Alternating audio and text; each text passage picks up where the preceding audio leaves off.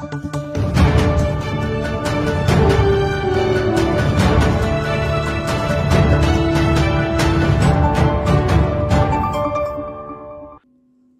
আলাইকুম সুই দর্শক সকলকে আলোকিত রাঙামাটি রাত ৮টার সংবাদে আমন্ত্রণ জানাচ্ছে। শুরুতে জানিয়ে দিচ্ছি সংবাদ শিরোনাম। বান্দরবনে সেনাবাহিনীর সঙ্গে বন্দুকযুদ্ধ, ৩ কেএনএফ সন্ত্রাসী নিহত। তীব্র তাপপ্রবাহের পর রাঙামাটিতে স্বস্তির বৃষ্টি। বাঘাইছড়িতে বজ্রপাতে বসতঘর পুড়ে ছাই। কাপ্তায়ে ভোক্তা অধিকারের অভিযানে জরিমানা আদায়। রাঙামাটি বিজ্ঞান ও প্রযুক্তি বিশ্ববিদ্যালয়ে চালক হেলপারদের যানবাহন রক্ষণাবেক্ষণ ও সড়ক পরিবহন আইন বিষয়ক প্রশিক্ষণ। সুই দর্শক, এতক্ষণ শিরোনাম শুনলেন, এবারে বিস্তারিত। বান্দরবনের সেনাবাহিনীর সঙ্গে বন্দুকযুদ্ধ, ৩ কেএনএফ সন্ত্রাসী নিহত। বান্দরবনের সেনাবাহিনীর সঙ্গে বন্দুকযুদ্ধে ৩ জন কেএনএফের সদস্য নিহত হয়েছেন। এ সময় অস্ত্র, বেতার যন্ত্র ও সরঞ্জাম উদ্ধার করা হয়। রোববার ১৯ মে দুপুরে রুমা উপজেলায় এ ঘটনা ঘটে। বান্দরবনের অতিরিক্ত পুলিশ সুপার রায়হান কাজিমি বিষয়টি নিশ্চিত করেছেন।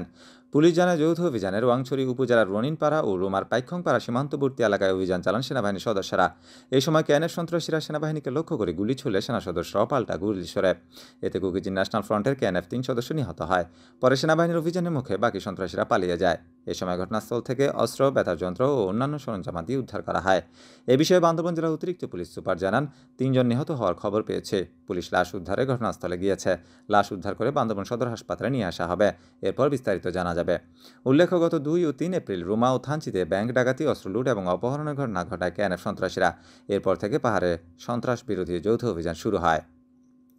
তীব্র তাপপ্রবাহের পর রাঙামাটিতে স্বস্তির বৃষ্টি। তীব্র তাপপ্রবাহের পর অবশেষে রাঙামাটিতে নেমেছে স্বস্তির বৃষ্টি। সকালে কিছুক্ষণের বৃষ্টিতে জনমনে স্বস্তি ফিরে এসেছে।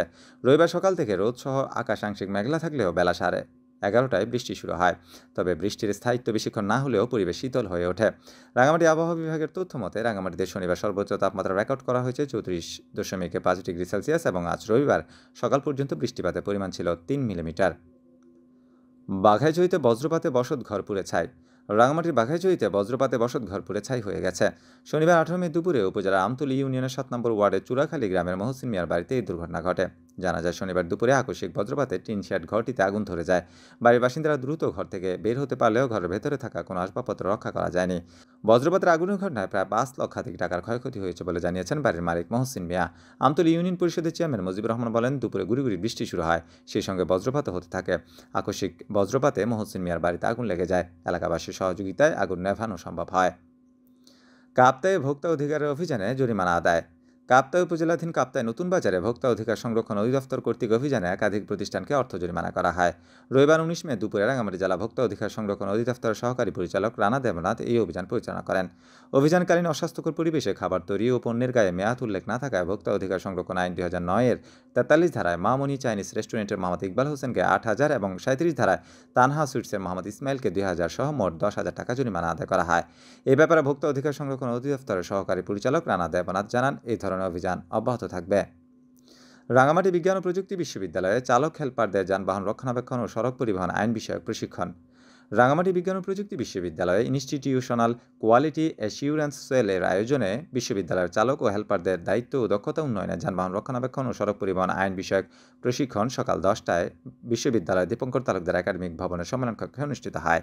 রবিবার ১৯ মে অনুষ্ঠিত প্রশিক্ষণে প্রধান অতিথি হিসেবে অনলাইনে ভার্চুয়ালি উপস্থিত ছিলেন রাঙামাটি বিজ্ঞান ও প্রযুক্তি বিশ্ববিদ্যালয়ের ভাইস চ্যান্সেলর ও আইকিউএসসির পরিচালক প্রফেসর ডক্টর সেলিনা আক্তার। প্রশিক্ষণে প্রশিক্ষক হিসেবে উপস্থিত ছিলেন রাঙামাটি বিজ্ঞান ও প্রযুক্তি বিশ্ববিদ্যালয়ের হিসাব শাখার পরিচালক মোহাম্মদ নুরুজ্জামান। অনুষ্ঠানে কোর্স পরিচালক হিসেবে অনলাইনে ভার্চুয়ালি যুক্ত ছিলেন আইকিউএসসির অতিরিক্ত পরিচালক, ইটিএল ও সিএসসি বিভাগের সহকারী অধ্যাপক ধীমান শর্মা।